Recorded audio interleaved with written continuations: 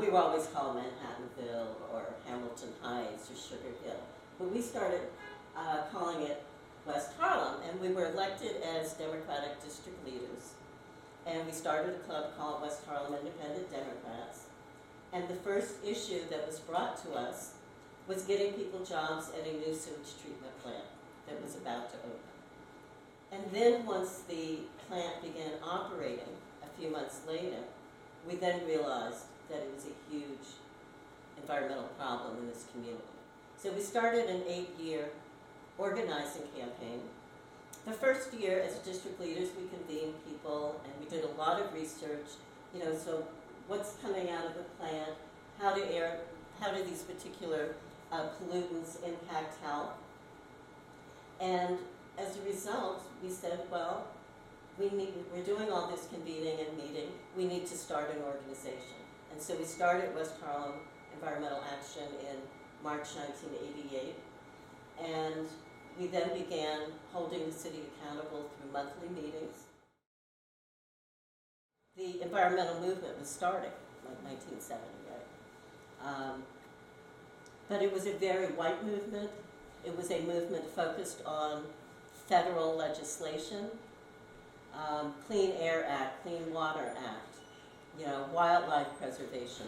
It was never, ever based on community level exposures. The National Council of Churches Commission for Racial Justice, Ben Chavis, began to develop a study on where all of these toxic waste sites were. And in 1984, I believe the first report came out, he found that the primary indicator was race and the secondary indicator was poverty, was income. And that to create a healthy community, you have to have an interdisciplinary approach, an intersectoral approach. So you've got to bring together education, transportation, housing, environment, public health. And a lot of people still don't understand that it is all of those, it's the built environment, it's our natural environment, that it's all of these spaces that we're in, at work, at home, at school, that are impacting our health. And the way the federal government often works is that the EPA devolves their authority to state government. So there is an overall clean power plan, and now every state has to implement its own plan to meet the federal standards. So that gives local people an opportunity to weigh in on shaping those plans.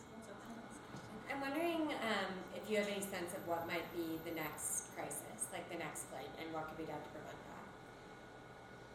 that? I think what you need to understand is that there are 100 Flints going on right now that just didn't make the time. So when you ask me where's the next Flint is already there. You just haven't read about it. And if we could spend some time talking about the role of medicine and the role of research in your work in the Justice Project.